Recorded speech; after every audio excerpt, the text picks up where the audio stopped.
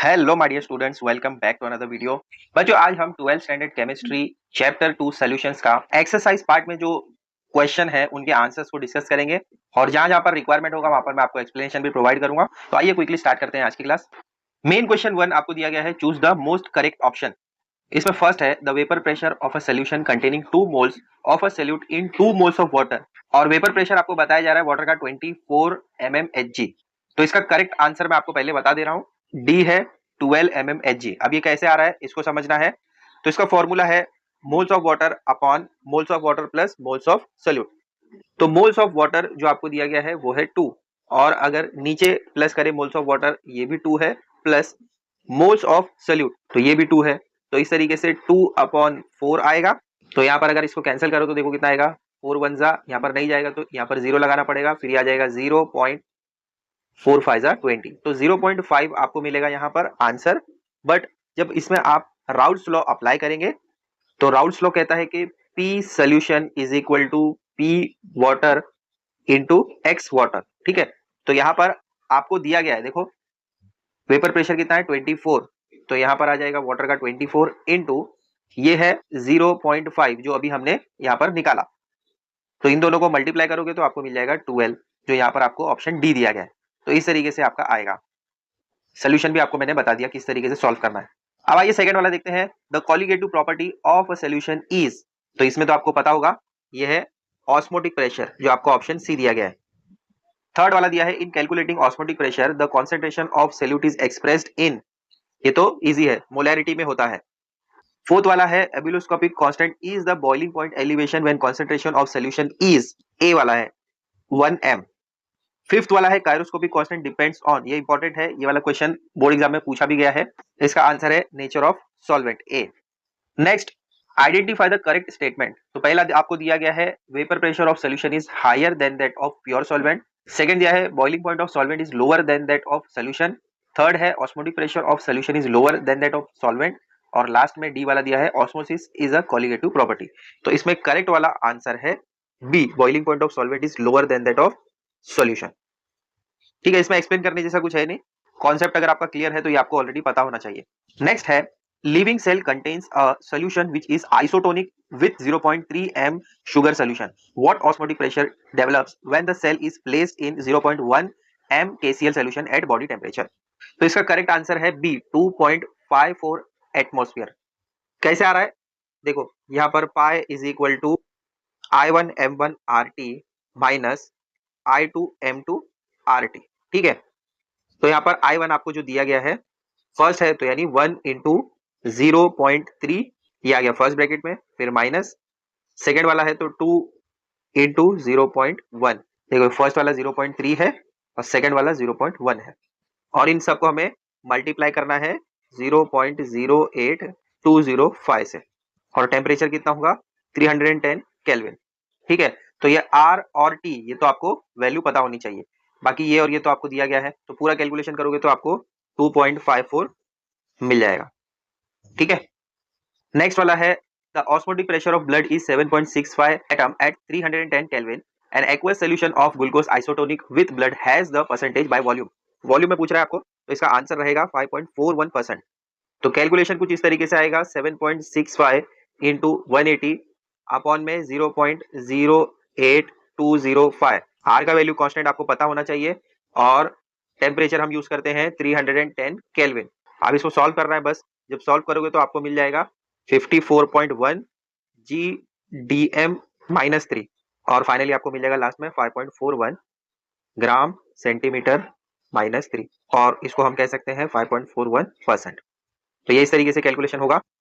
Next ninth वाला है vapour pressure of a solution is, इसका मैं आंसर डायरेक्टली बता रहा हूं, इसका आंसर है D, directly proportional to the mole fraction of the solvent. Next 10th वाला क्वेश्चन है pressure cooker reduces cooking time for food because. इसका आंसर भी डायरेक्टली बता देता हूं, ए है option, boiling point of water involve in the cooking is increased. Next 11th वाला है, इसमें भी कैलकुलेशन करके चेक करना पड़ेगा। तो कैलकुलेशन कुछ इस तरीके से आएगा, फॉर्मूला है S इज इक्वल टू के एच पी इक्वल टू 0.159, जो आपको यहाँ पर क्वेश्चन में दिया गया है। इसको हमें मल्टीप्लाई करना पड़ेगा इससे 0.164, कैलकुलेशन करोगे तो आपको मिल जाएगा 0.026 m, जो कि आपका ऑप्शन है सी। समझा? अब नेक्स्ट लास्ट वाला एमसीक्यू है, which of the following statement is not correct for 0.1 m urea solution and 0.05 m sucrose solution. तो इसका आंसर है सी, दे आर आइसोटोनिक सॉल्यूशंस। तो यहां तक आपका एमसीक्यू कंप्लीट होता है। अब आइए मेन क्वेश्चन 2 देखते हैं, आंसर द फॉलोइंग इन 1 और 2 सेंटेंसेस। तो इसमें फर्स्ट क्वेश्चन है व्हाट इज ऑस्मोटिक प्रेशर। तो ये क्वेश्चन अलग अलग तरीके से पूछा जा सकता है, ऐसा भी पूछ सकते हैं what do you understand by osmotic pressure. तो दोनों का आंसर सेम ही होगा, जो यहाँ पर आपको आंसर मिल रहा है, osmotic pressure may be defined as the external pressure which should be applied to the solution in order to stop the phenomenon of osmosis, that is to stop the flow of solvent into the solution when the two are separated by semi permeable membrane. ठीक है, एक से दो sentence में आपका answer complete होना चाहिए। Second वाला क्वेश्चन है, solution concentration is expressed in molarity and not in molality while considering osmotic pressure why. जब भी आपको ऑस्मोटिक प्रेशर दिया जाएगा या आप कंसीडर कर रहे हैं, उसमें आप सोल्यूशन का जो कॉन्सेंट्रेशन है वो मोलैरिटी में लेंगे, मोलैलिटी में नहीं लेंगे। तो ऐसा क्यों है, उसका आंसर यहाँ पर हमने 4 पॉइंट में प्रोवाइड किया है, आप रीड कर सकते हैं। नोट करना है तो वीडियो पॉज करके आप नोट भी कर सकते हैं। थर्ड वाला क्वेश्चन है, write the equation relating boiling point elevation to the concentration of solution. तो उसका आंसर भी यहाँ पर हमने प्रोवाइड कर दिया है। इसमें जस्ट आपको ये ध्यान देना है, ये आपने 11th में भी देखा होगा कि जब भी ये प्रोपोर्शनैलिटी साइन हटता है तो आपको दो चीजें मिलेगी, एक होता है इज इक्वल टू और एक कुछ ना कुछ कांस्टेंट, जो अक्सर हम के से रिलेट करते हैं या के से डिनोट करते हैं। तो यहाँ पर टी भी है तो यहाँ पर कांस्टेंट जो है वो के भी आएगा। देखो यहाँ पर ये प्रोपोर्शनैलिटी कांस्टेंट हटा तो इज इक्वल टू और के भी ये कांस्टेंट आया, दो चीजें आएंगी और ये m जैसा है वैसा ही रहेगा। के भी क्या है, प्रोपोर्शनैलिटी कांस्टेंट है और m जो है वो मोलल है। तो इसके हिसाब से delta T B is equal to K B रहेगा और के बी जो है वो क्या है, कौन सा कांस्टेंट है, एबिलोस्कोपिक कांस्टेंट है। समझा? ये ध्यान में रखिए बस। अब आइए फोर्थ वन देखते हैं, अ 0.1 m solution of K2SO4 in water has freezing point of minus 0.43 degree Celsius. What is the value of Van Hoff factor if Kf for water is 1.86 K kilogram mole inverse. तो यहाँ पर given वगैरह हमने already provide कर दिया है, formula भी यहाँ पर हमने दे दिया है। तो कैलकुलेशन किस तरीके से आएगा, देखो यहाँ पर आपका फॉर्मूला है delta T F is equal to T naught F minus T F. तो यहाँ पर आ जाएगा 0 डिग्री सेल्सियस माइनस और ब्रैकेट के अंदर आएगा minus 4.3 degree Celsius is equal to 4.3 degree Celsius which is equal to, अगर हम इसको कन्वर्ट करें तो केल्विन में भी 4.3 ही होगा। Now using formula delta T F is equal to I K F into M. अब जस्ट हमें रीअरेंज करना है, therefore I left hand side आ जाएगा, डेल्टा टी एफ अपनी जगह ही है, के एफ इंटू एम ऐसे आ सकता है। देखो ये आई को हमने जस्ट इधर फेंका है, ये समझो आई इधर ही है, ये के एफ आ गया डाउन में और ये एम भी आ गया यहाँ पर। ये पूरा का पूरा जो आपको दिख रहा है ये वाला पार्ट आ गया यहाँ डिनोमिनेटर में। अब जस्ट आपको वैल्यू सब्स्टिट्यूट करना है, यहाँ पर आ जाएगा 4.3 अप साइड में और डाउन में रहेगा 1.86 इंटू 0.1। कैलकुलेट करो तो आपको मिल जाएगा 23.11 और लास्ट में फाइनल आंसर आप ऐसे लिख सकते हैं। समझा? अब आइए नेक्स्ट क्वेश्चन देखते हैं, what is went Hoff factor. ठीक है, तो आपको डिफाइन करना है और अगर आपको एक्सप्रेशन पता है तो उसके बारे में थोड़ा बहुत आप एक्सप्रेस कर सकते हो। डेफिनेशन दे दिया है और यहाँ पर किस तरीके से रिप्रेजेंट होगा वो आ जाएगा और लास्ट में हमने फाइनली बताया कि वेंट हॉफ फैक्टर जो है वो आपको प्रोवाइड करता है इंपॉर्टेंट इन्फॉर्मेशन किसके बारे में, solute molecule in the solution and chemical bonding in them. किसके बारे में इंफॉर्मेशन मिल रही है, solute molecule in the solution और उनके केमिकल बॉन्डिंग के बारे में। समझा? अब आइए नेक्स्ट क्वेश्चन देखते हैं, how is van't Hoff factor related to degree of ionization. उसका आंसर यहाँ पर हमने प्रोवाइड कर दिया है। यहाँ पर अगेन आपको ये रिलेशन पता होना चाहिए, इसको ही रीअरेंज करके हमने ऐसे किया है। देखो यहाँ पर अल्फा अकेले है, आई अपनी जगह ही है, ये 1 जब इधर जाएगा तो प्लस का माइनस हो जाएगा और ये अपनी जगह ही है, ये पूरा आ जाएगा यहाँ पर मल्टीप्लीकेशन में, यहाँ पर आ जाएगा तो डिवीजन में आ जाएगा। बस इसको रीअरेंज किया है, फिर अल्फा क्या है, आई क्या है और एन क्या है, इसके बारे में आप डिटेल बता देंगे। नेक्स्ट क्वेश्चन है, which of the following solutions will have higher freezing point, depression and why. तो यहाँ पर ए एंड बी दिया गया है, इसमें आपको बताना है किसका फ्रीजिंग पॉइंट ज्यादा है डिप्रेशन में और क्यों। तो आंसर यहाँ पर हमने प्रोवाइड कर दिया है, इस तरीके से आप करेंगे। ठीक है, पहले ए वाला है 0.m NaCl के लिए, फिर सेकंड है 0.05 m Al2SO4 थ्राइस इसके लिए। तो दोनों का यहाँ पर हमने प्रोवाइड कर दिया है और फाइनली हमें पता चल रहा है कि Al2SO4 थ्राइस का सोल्यूशन जो है उसका फ्रीजिंग पॉइंट हायर रहेगा डिप्रेशन में। नेक्स्ट क्वेश्चन है, state Raoult's law for a solution containing a non volatile solute. तो इसका स्टेटमेंट आपको देना है या कैसे वो डिफाइन करना है आपको लिखना है, स्टेटमेंट यहाँ पर हमने प्रोवाइड कर दिया है। नेक्स्ट क्वेश्चन है, what is the effect on the boiling point of water in 1 mole of methyl alcohol is added to 1 dm cube of water, why? तो आंसर यहाँ पर हमने 3 पॉइंट्स में प्रोवाइड कर दिया है, ठीक है। इनवर्स है, समझ लीजिए, अगर वेपर प्रेशर इंक्रीज हो रहा है तो बॉइलिंग पॉइंट डिक्रीज होगा। अब आइए नेक्स्ट क्वेश्चन देखते हैं, विच of the 4 qualitative properties is most often use for molecular mass determination, why? 4 qualitative properties में से कौन से ऑफनली यूज होते हैं और क्यों होते हैं वो भी बताना है। तो 4 में से ऑस्मोटिक प्रेशर जो है वो ऑफनली यूज किया जाता है मॉलिक्यूलर मास डिटर्मिनेशन के लिए, और बाकी के पॉइंट्स आप इस तरीके से नोट डाउन कर सकते हैं। तो यहाँ पर मेन क्वेश्चन 2 आपका कंप्लीट होता है। अब आइए मेन क्वेश्चन 3 देखते हैं, आंसर द फॉलोइंग। तो यहाँ पर आपका जो आंसर है वो थोड़ा सा बिगर होगा, समझ लीजिए ये 3 मार्क के क्वेश्चन हो सकते हैं। तो फर्स्ट क्वेश्चन है, how vapour pressure lowering is related to a rise in boiling point of solution. तो आंसर यहाँ पर हमने 3 पॉइंट्स में प्रोवाइड कर दिया है, आप रीड कर सकते हैं, नोट करना है तो वीडियो पॉज करके नोट भी कर सकते हैं। सेकंड क्वेश्चन है, what are isotonic and hypertonic solution. तो यहाँ पर आपको डिफरेंस पता होने चाहिए। तो आइसोटोनिक सॉल्यूशन जो है वो सॉल्यूशन होते हैं जिसमें 2 या फिर 2 से ज्यादा सॉल्यूशन जिनका ऑस्मोटिक प्रेशर सेम होगा। देखो यहाँ पर लिखा है सेम ऑस्मोटिक प्रेशर, उनको हम कहते हैं आइसोटोनिक सॉल्यूशन। एग्जांपल यहाँ पर हमने प्रोवाइड कर दिया है। हाइपरटोनिक में क्या होता है, जब भी आपको 2 सॉल्यूशन दिए गए हैं उनका ऑस्मोटिक प्रेशर इक्वल नहीं है, यहाँ पर लिखा है देखो अनइक्वल ऑस्मोटिक प्रेशर, और आगे यहाँ पर हमने एग्जांपल भी प्रोवाइड कर दिया है। यही सेम एग्जांपल आपको एमसीक्यू में भी पूछा गया था, सुक्रोज और यूरिया वाला, तो ये ध्यान देना है आपको। नेक्स्ट क्वेश्चन है, a solvent and its solution containing a non volatile solute are separated by a semi permeable membrane, does the flow of solvent occur in both directions, comment giving reason. तो यहाँ पर हमने answer provide कर दिया है 4 point में, आप read करेंगे तो आपको समझ में आ जाएगा, कुछ एक्स्ट्रा एक्सप्लेनेशन देने की जरूरत नहीं है।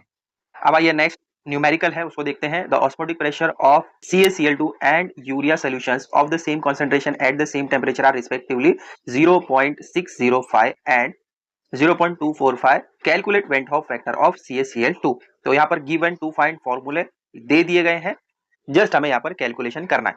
तो कैलकुलेशन किस तरीके से होगा, देखो यहाँ पर आपको पता है pi is equal to MRT, ये आपका फॉर्मूला है जो आपने यहाँ पर फर्स्ट वाला फॉर्मूला लिखा है।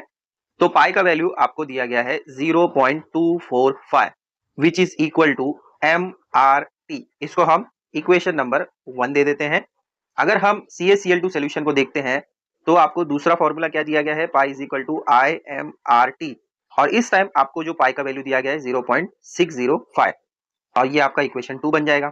फिर हम ऐसे लिख सकते हैं, फ्रॉम 1 एंड 2 आपको मिल गया है 0.605 upon 0.245 which is equal to IMRT upon में MRT, ये और ये कैंसिल हो गया। इसको अगर आप कैलकुलेट करोगे तो आपको मिल जाएगा 2.47, और यहाँ पर रहेगा I। अब इसको रीअरेंज कर लो तो I इज इक्वल टू 2.47, तो यही है आपका वेंट हॉफ फैक्टर। तो यहाँ पर आप लिख सकते हैं लास्ट में final answer, the value of went Hoff factor is 2.47। समझा? बस सिंपल कैलकुलेशन है और फॉर्मूला अप्लाई करने आना चाहिए। नेक्स्ट क्वेश्चन है, एक्सप्लेन रिवर्स ऑस्मोसिस। तो यहाँ पर हमने आंसर प्रोवाइड कर दिया है, डायग्राम भी आप यहाँ पर देख सकते हैं, डायग्राम आपको ड्रॉ करना है। नेक्स्ट क्वेश्चन है, how molar mass of a solute is determined by osmotic pressure measurement. तो यहाँ पर आंसर आप देख सकते हैं। नेक्स्ट क्वेश्चन है, why vapour pressure of a solvent is lowered bye dissolving in non volatile solute into it. इसका भी आंसर यहाँ पर हमने प्रोवाइड कर दिया है, आप रीड कर सकते हैं। 8th वाला क्वेश्चन है, using Raoult's law how will you show that delta P is equal to P01 X2 where X2 is the mole fraction of solute in the solution and P01 vapor pressure of pure solvent। इसका answer यहाँ पर आपको मिल जाएगा। Raoult's law important है, इसको अच्छे से कर लीजिएगा। बस यहाँ पर x1 प्लस x2 और यहाँ पर x1 इंटू P0, इसको रीअरेंज करना है बस, उसके बाद में आपको आपका आंसर मिल जाएगा। नेक्स्ट क्वेश्चन है, while considering boiling point elevation and freezing point depression और solution concentration is expressed in molality and not in molality, why. तो आंसर यहाँ पर हमने दिया है, boiling point elevation and freezing point depression involve temperature change, दोनों में temperature का चेंज होता है, delta TB and delta TF, ठीक है। Since molarity depends on temperature but molality is independent of temperature, we use molality and not molarity in considering boiling point elevation and freezing point depression. तो आपको पता चल गया reason क्या है, molality जो है वो इंडिपेंडेंट होता है बट मोलैरिटी जो है वो डिपेंड करता है टेम्परेचर पर, इसीलिए हम मोलैलिटी को यूज करते हैं। तो अब यहाँ से आपका मेन क्वेश्चन 4 स्टार्ट हो रहा है और यहाँ पर आपको डिराइव करने को कहा जा रहा है, derive the relationship between degree of dissociation of an electrolyte and went Hoff factor. तो आंसर यहाँ पर आप देख सकते हैं, पूरा आंसर हमने प्रोवाइड कर दिया है। बस ये रिलेशन आपको पता होना चाहिए, अगर आपने ये कर लिया इसके बाद का तो पूरा इजी है, ठीक है। नेक्स्ट क्वेश्चन है, what is effect of temperature on solubility of solids in water, give examples. तो आंसर यहाँ पर हमने प्रोवाइड कर दिया है, एग्जाम्पल के साथ करोगे तो आपको ज्यादा अच्छा रहेगा। नेक्स्ट क्वेश्चन है, obtain the relationship between freezing point depression of a solution containing non volatile non electrolyte and it's molar mass. तो आंसर यहाँ से स्टार्ट होता है, पहला 2 पॉइंट यहाँ पर हमने बताया है मोलैलिटी ऑफ सॉल्यूशन, फिर सेकंड पॉइंट में हमने बताया है कि कैसे आपको सपोज करना है W1 W2, फिर थर्ड पॉइंट में आप मोलैलिटी को एक्सप्रेस करेंगे और फोर्थ पॉइंट में आप सब्स्टिट्यूट करेंगे। Main question 7, explain with diagram the boiling point elevation in terms of vapour pressure lowering. तो यहाँ पर हमने 4 पॉइंट में पूरा आंसर प्रोवाइड किया है, फर्स्ट सेकंड थर्ड पॉइंट यहाँ पर आप देख सकते हैं और राइट हैंड साइड में हमने डायग्राम भी प्रोवाइड किया है और उसके बाद में लास्ट यहाँ पर फोर्थ वाला पॉइंट आप देख सकते हैं। तो इस तरीके से 4 पॉइंट में हमने आंसर दिया है। मेन क्वेश्चन 8 है, फिश जनरली नीड्स O2 यानी oxygen concentration in water at least 3.8 for survival. What partial pressure of O2 above the water is needed for the survival of fish? Give the solubility of O2 in water at 0 degree Celsius and 1 atmospheric partial pressure is 2.2 into 10 raised to -3 mole per liter. तो given to find formula यहाँ पर हमने provide कर दिया है, calculation भी आपको यहाँ पर मिल जाएगा इस तरीके से। 9th वाला क्वेश्चन है, the vapor pressure of water at 20 degree Celsius is 17 mm Hg. What is the vapor pressure of solution containing 2.8 gram urea in 50 gram of water? तो सोल्यूशन यहाँ से स्टार्ट होता है, गिवन में हमने यहाँ पर दे दिया है W1 W2, P01 क्या है ये आपको ऑलरेडी बताया है सब क्वेश्चन में ही। फाइंड आपको करना है वेपर प्रेशर ऑफ सोल्यूशन, ठीक है, फॉर्मूला ये वाला यूज करेंगे हम। तो कैलकुलेशन यहाँ से स्टार्ट होता है और पूरा कैलकुलेशन करने के बाद लास्ट में आपको आंसर मिलेगा 16.71 mm Hg। 10th वाला क्वेश्चन आपको दिया है, 5% aqueous solution of cane sugar, मतलब ये जो है ये मास है और ये जो है केन शुगर ये मोलर मास है और मोलर मास क्वांटिटी 342 ग्राम पर मोल है। फ्रीजिंग पॉइंट 271 केल्विन यूज करेंगे। इसमें आपको freezing point 5% aqueous glucose solution का निकालना है। तो यहाँ पर गिवन टू फाइंड फॉर्मूला ये वाला यूज होगा। कैलकुलेशन यहाँ से स्टार्ट होता है, ऐसे आप करेंगे, इसका सोल्यूशन थोड़ा सा लॉन्ग होगा तो यहाँ पर आपका कैलकुलेशन स्टार्ट हो जाएगा और नेक्स्ट पेज में इस तरीके से आपको कंटिन्यू करना है। अब आइए 11th वाला क्वेश्चन देखते हैं, solution of citric acid C6H8O7 in 50 gram of acetic acid has a boiling point elevation of 1.76 Kelvin. If Kb for acetic acid is 3.07 K kilogram mole inverse, what is the molality of solution? तो यहाँ पर given to find formula ये वाला use होगा। Calculation यहाँ से start करेंगे, simple delta TB upon केबी जो आपको दिया गया है वही यूज करना है और कैलकुलेशन करना है, आपको आंसर मिलेगा 0.573 m। 12th वाला question, an aqueous solution of a certain organic compound has a density of 1.063 gram per liter, an osmotic pressure of 12.60 at 25 degree Celsius and a freezing point of -1.03 degree Celsius. What is the molar mass of the compound?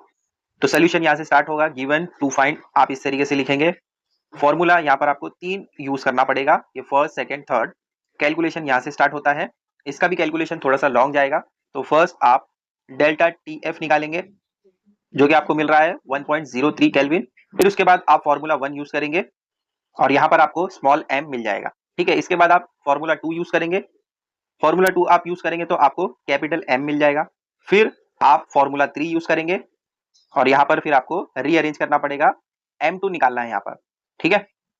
Finally आपको मिल जाएगा 334 ग्राम पर मोल। Next 13th वाला question है, a mixture of benzene and टॉलिन contain 30% by mass of टॉलिन at 30 degree Celsius. Vapor pressure of pure toluene is 36.7 mm Hg and that of pure benzene is 118.2 mm Hg. Assuming that the two liquids form ideal solutions, calculate the total pressure and partial pressure of each constituent above the solution at 30 degree Celsius. Question थोड़ा सा बड़ा है, इसमें भी आपको multiple formulas use करने हैं। तो गिवन आपका ये रहेगा, फाइंड आपको 2 चीजें करनी है, पार्शियल प्रेशर ईच कॉन्स्टिट्यूएंट का और टोटल प्रेशर। फॉर्मूले आप ये 2 यूज करेंगे, इसमें P1 P2 और फिर फाइनली आप P यूज करेंगे। तो पहले P1 एंड P2 निकालेंगे और दोनों को फिर बाद में प्लस कर देंगे। तो फर्स्ट यहाँ से आपका कैलकुलेशन स्टार्ट होगा, मास ऑफ बेंजीन निकल गया, फिर आप नंबर ऑफ मोल्स टॉलिन और बेंजीन का निकालेंगे, ये आपको मिल गया, दोनों को प्लस करेंगे तो आपको ये मिल जाएगा। फिर मोल प्रेशर टॉलिन का फिर बेंजीन का निकालेंगे और फिर आप फॉर्मूला 1 यूज करेंगे, फॉर्मूला 2 भी आ जाएगा उसके बाद, और फाइनली आपको यहाँ पर ऐसे ही लिखना है। अब आइए क्वेश्चन 14 देखते हैं। At 25 degree Celsius a 0.1 molar solution of CH3COH is 1.35% dissociated in an aqueous solution. Calculate freezing point and osmotic pressure of the solution assuming molality and molarity to the identical. यहाँ पर given इस तरीके से आप लिखेंगे, to find आ जाएगा। यहाँ पर भी आपको दो चीजें फाइंड करनी है, फ्रीजिंग पॉइंट, ऑस्मोटिक प्रेशर। फॉर्मूले यहाँ पर आप 3 यूज करेंगे, पहला अल्फा वाला, फिर डेल्टा TF का, फिर पाई का। ठीक है, तो पहला फॉर्मूला आप यहाँ पर यूज करते हुए अल्फा निकालेंगे जो आपको मिलेगा 1.0135। यहाँ पर आप 3 डिजिट यूज करेंगे तो भी चल जाएगा, बट यहाँ पर 0 है इसीलिए 135 ले सकते हैं। फिर आप सेकंड फॉर्मूला यूज करेंगे जिसमें आपको डेल्टा TF मिल जाएगा, और फिर उसके बाद थर्ड वाला फॉर्मूला यूज करेंगे जिसमें आप पाई निकालेंगे, और फाइनल आंसर आप इस तरीके से लिख सकते हैं। अब आइए लास्ट 15th वाला क्वेश्चन देखते हैं। 0.15 m aqueous solution of KCl freezes at -0.510 degree Celsius. Calculate I and osmotic pressure at 0 degree Celsius. Assumed volume of solution equal to that of water. तो गिवन यहाँ पर टू फाइंड इस तरीके से लिखेंगे। यहाँ पर भी दो चीजें फाइंड करनी है। फॉर्मूला यहाँ पर आपको 4 यूज करने पड़ेंगे। ठीक है, ये चारों हैं फॉर्मूले। कैलकुलेशन यहाँ से स्टार्ट होगा। फर्स्ट वाला फॉर्मूला ये रहा, इसको यूज करेंगे। फिर सेकंड फॉर्मूला यहाँ पर यूज होगा, देन थर्ड फॉर्मूला इस तरीके से, एंड फाइनली फोर्थ वाला फॉर्मूला यहाँ पर यूज होगा, और लास्ट में फाइनल आंसर आपको ऑस्मोटिक प्रेशर और वेंट ऑफ फैक्टर मिल जाएगा। वेंट ऑफ फैक्टर 1.83 है, ऑस्मोटिक प्रेशर है 6.15। तो यहाँ पर मेन क्वेश्चन 15 तक जो आपको दिया गया था एक्सरसाइज पार्ट में, इन सब के हमने आंसर्स डिस्कस किए। तो ये एक्सरसाइज पार्ट के जितने क्वेश्चन हैं ये कंप्लीट हो गए। तो यहाँ पर चैप्टर 2 के जितने भी क्वेश्चन है हमने कवर कर लिए हैं। अब नेक्स्ट वीडियो में हम ट्राई करेंगे कि चैप्टर 3 के एक्सरसाइज पार्ट के जितने क्वेश्चन है उनको डिस्कस करें। आई होप ये वीडियो आपके लिए हेल्पफुल रहे। ऐसी और वीडियोस हम आपके लिए लाते रहेंगे, तो चैनल को सब्सक्राइब कर लो। मिलते हैं बच्चों अगले वीडियो में बहुत जल्द। Till then take care, bye.